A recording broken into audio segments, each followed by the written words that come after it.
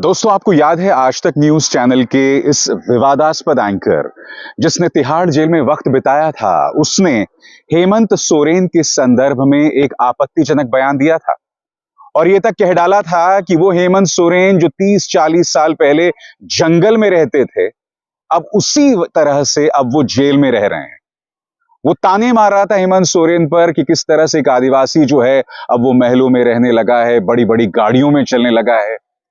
यानी कि इन पत्रकारों का बस चले तो एक आदिवासी पृष्ठभूमि का व्यक्ति या फिर कोई दलित पृष्ठभूमि का व्यक्ति या फिर जो पिछड़ी जाति के पृष्ठभूमि के व्यक्ति अगर मुख्यमंत्री बन जाएं तो तब भी उन्हें गरीबी की हालत में जीना चाहिए। खबर क्या, मैं आपको बताता हूं। दोस्तों, सोशल मीडिया साइट एक्स या ट्विटर पर ट्राइबल आर्मी के इस दावे के मुताबिक अब आज तक के इस पत्रकार के खिलाफ देश के कई हिस्सों में केसेस दर्ज किए जा रहे हैं, एफआईआर्स की जा रही हैं, क्योंकि इसने हेमंत सोरेन के जरिए आदिवासियों के बारे में आपत्तिजनक बयान दिया था। और अब इस मामले में राहुल गांधी और प्रियंका गांधी वाड्रा दोनों कूद पड़े हैं, दोनों ने इस पर बयान दिया है। इससे पहले कि मैं आपको बतलाऊं कि राहुल और प्रियंका ने क्या कहा है, आइए एक बार फिर मैं आपको याद दिलाता हूं कि वो वाहियात विवादास्पद बयान क्या था जो इसने दिया था। भाजपा की सेवा में ये भूल गया कि इस तरह का बयान देकर कहीं ना कहीं ये आदिवासी समुदाय के बारे में आपत्तिजनक बयान दे रहा है। सुनिए इसने क्या कहा। अब चलते हैं चित्रा के पास। चित्रा, अब आप हमें बताइए कि हेमंत सोरेन बाहर आए या नहीं आए और अब आज की रात उनकी कहां बीतेगी। उन्हें तो बहुत शानदार लाइफस्टाइल की आदत है, वो प्राइवेट प्लेन्स में चलते हैं, बड़ी बड़ी गाड़ियों में चलते हैं। आज उनके लिए एक तरीके से वैसा ही होगा जैसे वो 20, 30, 40 साल पहले वापस अपने किसी आदिवासी के तौर पर किसी जंगल में चले जाएं। आज की रात काफी मुश्किल होने वाली है। यह सवाल मैंने उस वक्त भी पूछा था, आज फिर दोहरा रहा हूं। क्या इस तरह का बयान ये भारतीय जनता पार्टी के किसी मुख्यमंत्री के बारे में कह सकता है? सबसे बड़ी बात, अगर हेमंत सोरेन गाड़ियों में घूम रहे हैं, अगर हेमंत सोरेन बड़े बंगले में रह रहे हैं, तो क्या सिर्फ उन्हें ऐसा इसलिए नहीं करना चाहिए क्योंकि 30-40 साल पहले वो जंगल में रहा करते थे? इनकी सोच देखिए, इनकी घटिया सोच देखिए दोस्तों। बहरहाल, जैसे कि मैंने बताया कि राहुल और प्रियंका गांधी वाड्रा ने इस पर बयान दिया है। सबसे पहले प्रियंका गांधी वाड्रा ने बाकायदा उस वीडियो का हवाला देते हुए सोशल मीडिया एक्स पर यह बयान दिया है, जो मैं आपको पढ़ के सुनाना चाहता हूं। लंबा चौड़ा बयान है, इसके एक एक शब्द पर आप गौर कीजिएगा। एक चैनल के एंकर ने झारखंड के पूर्व मुख्यमंत्री श्री हेमंत सोरेन जी का उनकी आदिवासी पहचान के आधार पर जिस तरह अपमान किया, वो अत्यंत शर्मनाक और निंदनीय है। भारत की राष्ट्रपति, कई पूर्व मुख्यमंत्री, जज, किसान, अनगिनत अधिकारी, फौजी, नेता, मंत्री, कारोबारी और हमारे अनगिनत मेहनती और ईमानदार भाई बहन आदिवासी समाज से हैं।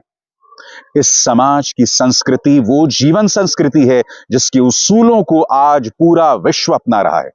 जल, जंगल, जमीन का आदर करना, उसकी रक्षा करना अपमानजनक नहीं बल्कि प्रकृति को समझने की एक महान और गहरी सोच है। शायद सरकार की चापलूसी में मीडिया संस्थान न्यूनतम लोकतांत्रिक नैतिकता भी खो चुके हैं। किसी एंकर द्वारा आदिवासियों, दलितों और वंचितों का खुलेआम अपमान करना हर स्तर पर गलत है। मानवीय गरिमा और आदिवासी अस्मिता का आदर करते हुए इन एंकर महोदय को आदिवासी समुदाय से माफी मांगनी चाहिए।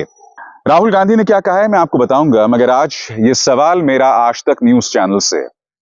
मैं नहीं भूला हूं कि आपके एक और पत्रकार हैं राजदीप सरदेसाई, उनका एक बयान सामने आया था जिसकी वजह से आपने शायद राजदीप को 15 दिनों तक टीवी पर नहीं आने दिया था। अब हो सकता है कि राजदीप सरदेसाई को नौकरी बचानी थी, इसलिए उसके बाद भी वो दोबारा चैनल पर आए 15 दिनों तक। बड़ा सवाल यह कि इस व्यक्ति ने क्या कहा, सबने सुना। बड़ा सवाल यह भी कि इसके खिलाफ मल्टीपल एफआईआर्स दर्ज हो रहे हैं, केस दर्ज हो रहे हैं। क्या आज तक चैनल इस पर कोई कार्रवाई करेगा? बताइए। अरुण पुरी, जो कि मालिक हैं इंडिया टुडे ग्रुप समूह के, क्या वो कोई कार्रवाई करेंगे? मैं अरुण पुरी को याद दिलाना चाहूंगा, जब यह व्यक्ति कथित वसूली के नाम पर इस तरह से पकड़ा गया था, जेल गया था, तब आप ही के चैनल ने इसके खिलाफ स्टोरीज की थी, रिपोर्टें चलाई थी, और आप ही के चैनल की कोशिशों के चलते, क्योंकि उस वक्त मैं आज तक में काम किया करता था, और आप ही के चैनल की कोशिशों के चलते इस व्यक्ति को ब्रॉडकास्टर्स एसोसिएशन से हटाया भी गया था। अब विडंबना देखिए, इसे थूक कर चाटना ही कहा जा सकता है कि कई सालों बाद जिसके खिलाफ आपने अपने चैनल में रिपोर्ट चलाई थी, कई सालों बाद आपको इसी एंकर को अपने प्राइम टाइम का जो सबसे इंपॉर्टेंट स्लॉट है, सबसे अहम जगह है, वो देनी पड़ रही है। वो कहावत तो यहां चरितार्थ हो रही है ना, जो अभी भी मैंने बताई थी आपके सामने। कौन सी कहावत? थूक के क्या? दोस्तों, जैसे मैंने बताया कि राहुल गांधी ने भी इस पर अपना बयान दिया है, लंबा चौड़ा बयान है, गौर कीजिएगा। राहुल गांधी कहते हैं, आज भारत में साजिश के तहत आदिवासियों के अधिकारों को कमजोर किया जा रहा है। मोदी की शह पर उनका मीडिया मित्र खुलेआम आदिवासियों का अपमान करता है और कॉरपोरेट मित्र उनके संसाधनों को लूटता है। कांग्रेस ने आदिवासियों के लिए वन अधिकार जैसे कानून बनाए, आदिवासी बिल लेकर आए, सरना धर्म कोड लागू करने की दिशा में कदम बढ़ाए, मगर भाजपा आदिवासियों के हितों की रक्षा करने वाला कोई भी कानून लागू नहीं होने देती, क्योंकि उनका लक्ष्य आदिवासियों की जमीन और अन्य संसाधन छीनकर अपने कॉरपोरेट मित्रों को देना है। झारखंड की महान धरती पर भगवान बिरसा मुंडा ने अंग्रेजों से लड़कर आदिवासियों के अधिकारों की रक्षा की थी। आज के अंग्रेज मोडानी चाहते हैं कि आदिवासियों का अपने ही जल, जंगल और जमीन पर कोई हक ना हो। कांग्रेस प्रतिबद्ध है कि आदिवासी समाज समृद्ध बने और उनकी सांस्कृतिक विरासत सुरक्षित रहे। तो सख्त तेवर यहां भाई बहन अपना रहे हैं, राहुल गांधी भी और प्रियंका गांधी वाड्रा भी। और यह मुद्दा लगातार बड़ा होता जा रहा है दोस्तों। इन दोनों के बयानों को हम हल्के में नहीं ले सकते, क्योंकि राहुल गांधी कहीं ना कहीं इसे एक बहुत बड़ा मुद्दा बना रहे हैं।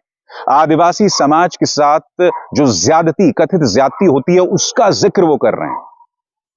मगर अफसोस की बात है कि इस पर चैनल कुछ नहीं कह रहा है, और कहेगा भी कैसे, क्योंकि ये वो पत्रकार है जो प्राइम टाइम में कई बार जहरीली खबरें करता रहा है।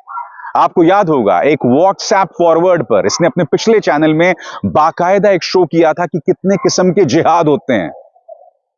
कई बार ये झूठी खबरें करते हुए पकड़ा गया, क्योंकि इससे अपने मालिकों की सेवा करनी थी। आपको याद होगा, जब मोरबी पुल हादसा हुआ था, इस बेशर्म आदमी में इतनी बेशर्मी थी, इतनी बेहूदगी थी कि इसने अपने कार्यक्रम में जो लोग मारे गए उस पर इसका दोष मढ़ दिया।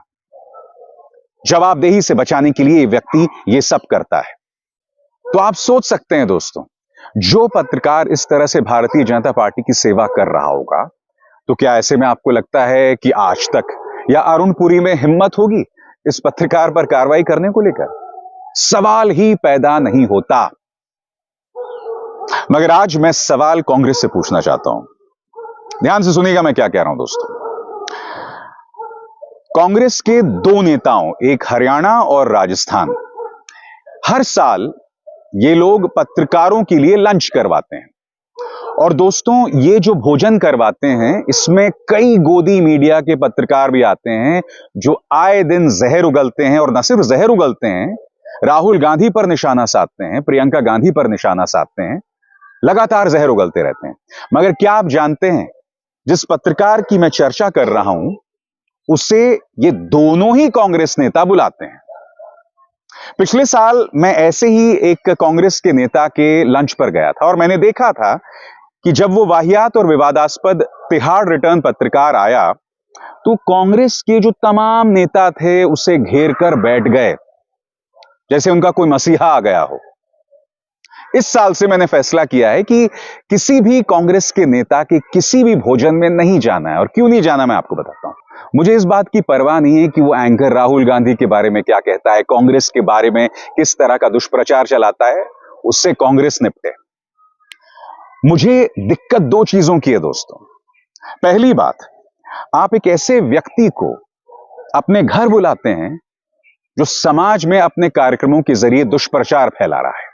दूसरी बात, आप एक ऐसे व्यक्ति को अपने घर बुलाते हैं जो लगातार एक पॉलिटिकल पार्टी के एजेंट के तौर पर काम करता है और पत्रकारिता को बदनाम करता है। और सबसे बड़ी बात, ये वो पत्रकार हैं जो मेरे जैसे पत्रकारों के खिलाफ दुष्प्रचार चलाते हैं, मेरे जैसे पत्रकारों के खिलाफ भीड़ खड़ी करते हैं। तो मैं ऐसे जमावड़े में क्यों जाना चाहूंगा जहां ऐसे बेहुदा शख्सियत हों और ऐसे बेहुदा लोगों को आखिर कांग्रेस तवज्जो क्यों देती है। तो यह बात पूरी तरह से समझ के परे कि एक तरफ तो राहुल और प्रियंका उस पत्रकार के कार्यक्रम पर टिप्पणी कर रहे हैं, जो अच्छी बात है क्योंकि वाजिब मुद्दे उठाए गए हैं, मगर दूसरी तरफ उनके पार्टी के जो दूसरे नेता हैं उन्हें लंच पर बुलाते हैं, उन्हें घेर कर बैठ जाते हैं। तो ये दोहरे मापदंड साफ तौर पर दिखाई देते हैं। ये मानसिक दिवालियापन कांग्रेस के नेताओं में दिखाई देता है। कांग्रेस की दिक्कत ही यही है दोस्तों, क्योंकि देखिए जब आप किसी से लड़ते हैं ना तो आपको सिद्धांतों पर कायम रहना पड़ता है और पूरी पॉलिटिकल पार्टी में आपको ऐसे नेता नहीं मिलेंगे। यही वजह है कि कांग्रेस इतने बड़े तादाद में बगैर पलक झपकाए बीजेपी में शामिल हो जाते हैं। उसके नेता ज्योतिरादित्य सिंधिया, जितेंद्र प्रसाद, आरपीएन सिंह, मिलिंद देओरा, ये क्यों शामिल हो जाते हैं? क्योंकि विचारधारा के स्तर पर ये खोखले लोग हैं। ये लोग ये नहीं देख रहे हैं कि भाई ये वो पत्रकार हैं जो आपराधिक पृष्ठभूमि के हैं, जो जेल में वक्त बिता चुके हैं। यही वजह है कि इतनी आसानी से ये लोग पलटी मार लेते हैं। तो ये दोहरे मापदंड हैं। आप एक तरफ इस पत्रकार पर टिप्पणी करते हैं मगर दूसरी तरफ ये भी हकीकत है। बहरहाल दोस्तों, अब ये मामला अब उग्र होता जा रहा है। क्या चैनल इसको लेकर माफी मांगेगा? इसकी गुंजाइश बहुत कम है क्योंकि ये लोग जानते हैं कि इनको बचाने वाले लोग हैं, सबसे बड़ी बात। और दूसरी बड़ी बात, कांग्रेस खुद इतनी हल्की है।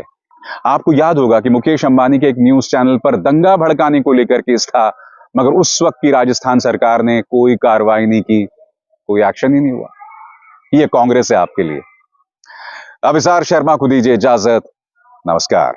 स्वतंत्र और आजाद पत्रकारिता का समर्थन कीजिए, सच में मेरा साथी बनिए। बहुत आसान है दोस्तों, इस ज्वाइन बटन को दबाइए और आपके सामने आएंगे ये 3 विकल्प। इनमें से एक चुनिए और सच के इस सफर में मेरा साथी बनिए।